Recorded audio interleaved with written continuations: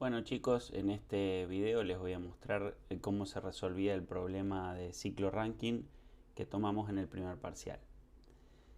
Aquí a la izquierda les transcribo el enunciado del problema, que dice que un ciclo ranking no ideal utiliza un caudal de 12 kilogramos por segundo de agua. El vapor que sale de la caldera a 8 megapascales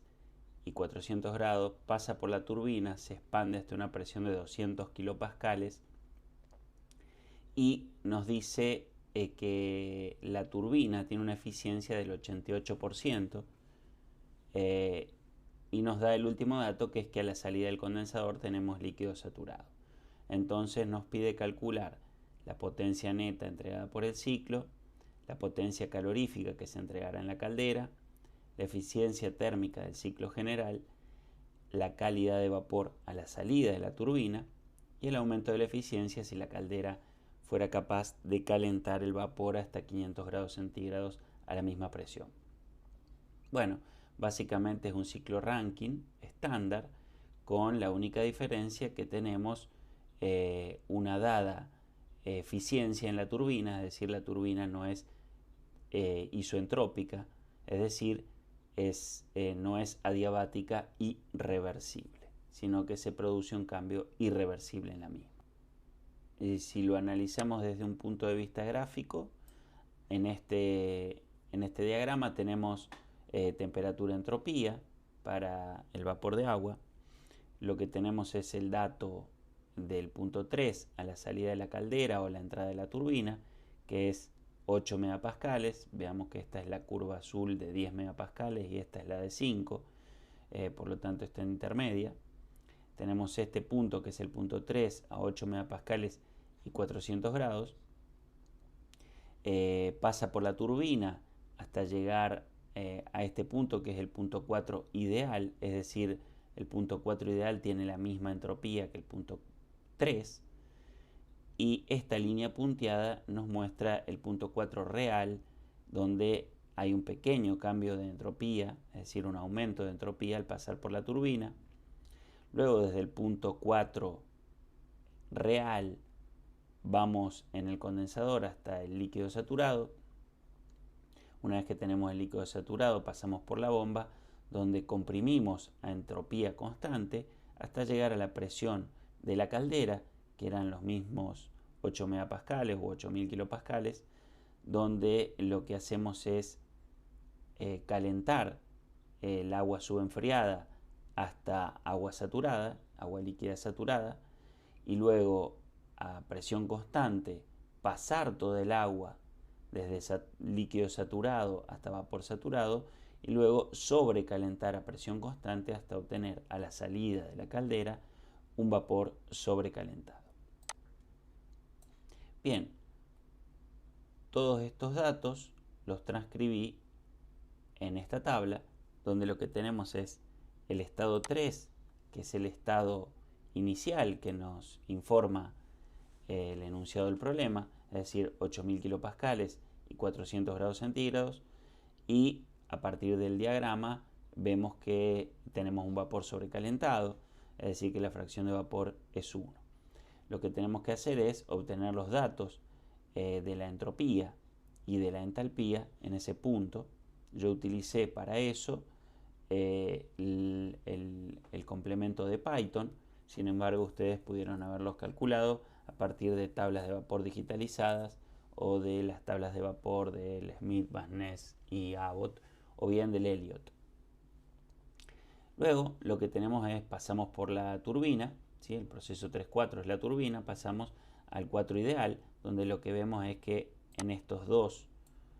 celdas tenemos el mismo valor de entropía, ya que el 4 ideal sería una turbina isentrópica. Lo que vemos es que al pasar por la turbina isentrópica podemos calcular la entalpía de salida de la turbina ideal, que es 2406.84 kJ por kilogramo. Sin embargo, el problema nos decía que la eficiencia de la turbina era 0,88 en particular. Es decir, que utilizando esta definición donde tenemos que la eficiencia de la turbina es el trabajo real que nos entrega la turbina dividido el trabajo ideal que nos entregaría la turbina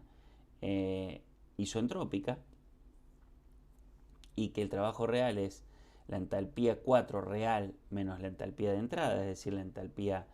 del vapor sobrecalentado de la salida de la caldera,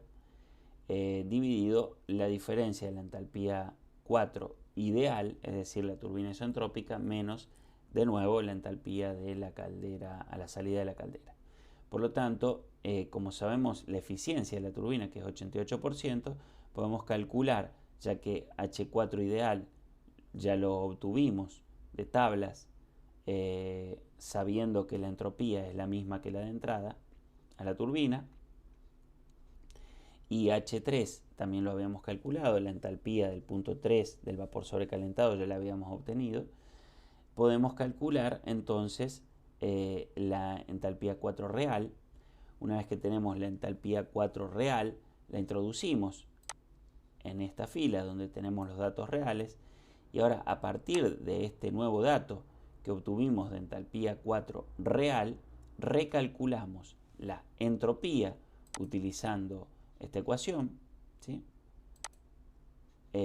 La entropía, la nueva entropía, que como vemos la entropía del punto 4 real es mayor a la del punto 4 ideal, es lo lógico, hay un aumento de entropía en la turbina debido a las irreversibilidades, y a su vez cambia la fracción de vapor de salida de la turbina, es decir que a la salida de la turbina tenemos un equilibrio líquido-vapor con mayor contenido de vapor. Por otro lado, vemos que la entropía del líquido saturado y del vapor saturado en el punto 4 ideal y en el punto 4 real son iguales, ya que dependen solo de la presión, es decir que una vez fijada la presión tenemos los dos extremos de la campana, es decir, el líquido saturado y el vapor saturado fijos, ¿sí? Lo mismo sucede con la entalpía, como podemos ver. Por lo tanto, lo único que cambia es la fracción de vapor para obtener un valor de entropía un poquito más alto y un valor de entalpía también un poquito más alto, calculado con esta ecuación. Una vez que tenemos el valor de la entalpía 4 real, podemos decir que entramos al condensador en el proceso 4.1, ¿sí? Donde seguimos a la misma presión, 200 kilopascales, y a la misma temperatura, que es la temperatura de saturación a esa presión para el agua, pero llegamos a una fracción de vapor de 0, es decir, pasamos a líquido totalmente saturado. Por lo tanto, la entropía y la entalpía serán la entropía y la entalpía del líquido saturado, ¿sí? A 120 grados y 200 kilopascales, o lo que es lo mismo 2 bar, y lo mismo sucederá para la entalpía. Una vez que entramos, que salimos del condensador, entramos a la bomba, donde lo que hacemos es aumentar la presión, ¿sí? Para llegar a un líquido subenfriado. Aumentamos la presión a entropía constante, por lo tanto, como vemos, la entropía del punto 1 y del punto 2 son idénticas, y lo que hacemos es calcular la nueva entalpía a partir o bien de la multiplicación de B por delta P, es decir, el volumen molar por la variación de presión nos dará la variación de entalpía en la bomba, o bien utilizando el complemento de Python podrán calcular el valor de la entalpía del líquido subenfriado, que para qué nos servirá, para luego calcular el calor total entregado en la caldera. Recordemos que en la caldera pasamos de, es el proceso 2-3, es decir, pasamos de un líquido subenfriado a un vapor sobrecalentado. Entonces lo que hacemos es, para calcular el calor en la caldera, multiplicar el caudal por la diferencia de calor entre el punto 3, es decir, a la salida de la caldera, la entalpía en el punto 3, la salida de la caldera, menos la entalpía del punto 2, que es a la entrada de la caldera, es decir, el líquido subenfriado. Esto nos dará el calor total en kilowatt que se entrega en la caldera de este ciclo Rankine. Entonces, el trabajo neto lo calculamos también como el producto del caudal por la diferencia de entalpía entre el punto 4 real, es decir, la entalpía real a la salida de la turbina, menos la entalpía a la entrada de la turbina, es decir, en el punto 3. Y esto nos dará el valor del trabajo neto, que tiene signo negativo, como es lógico, es decir, es trabajo que hace el sistema sobre el entorno, en kilowatt. Si dividimos este valor por 1000, lo obtendremos en megawatts, es decir, menos 7.73 megawatts. Y la eficiencia no es otra cosa que el valor absoluto del trabajo neto. Recuerden dividir las magnitudes en las mismas unidades, dividido el valor absoluto del calor de la caldera, y con eso obtendrán la eficiencia del ciclo, que es 0.245. Por lo tanto, para responder las preguntas que nos planteaba el problema, la potencia neta entregada por el ciclo es el trabajo neto en megawatt, la potencia calorífica que se entrega en la caldera es el calor entregado en la caldera en kilowatt, la eficiencia térmica del ciclo general es la que calculé aquí como el cociente entre el trabajo neto y el calor que entregamos en la caldera, es decir, en el punto caliente, y el aumento de la eficiencia si la caldera fuera capaz de calentar el vapor hasta 500 grados, implica que hay que recalcular el punto 3, ya que hay que cambiar la temperatura de 400 a 500 grados, el punto 4 ideal y el punto 4 real. Sin embargo, el punto 1 y 2 se siguen manteniendo idénticos, ya que es a la salida del condensador, sigue saliendo líquido saturado a la misma presión, y la bomba comprime ese líquido saturado a entropía constante. Por lo tanto, el punto 1 y 2 se mantienen constantes, solo cambian el 3, el 4 ideal y el 4 real. Yo, con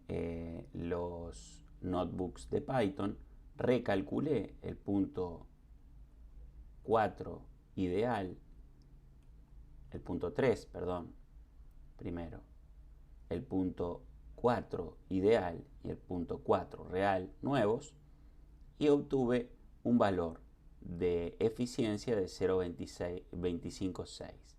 Es decir que el aumento de eficiencia por el aumento de 100 grados a la salida de la caldera es de apenas un 1%. Bueno, espero que haya sido claro y nos vemos en un siguiente video.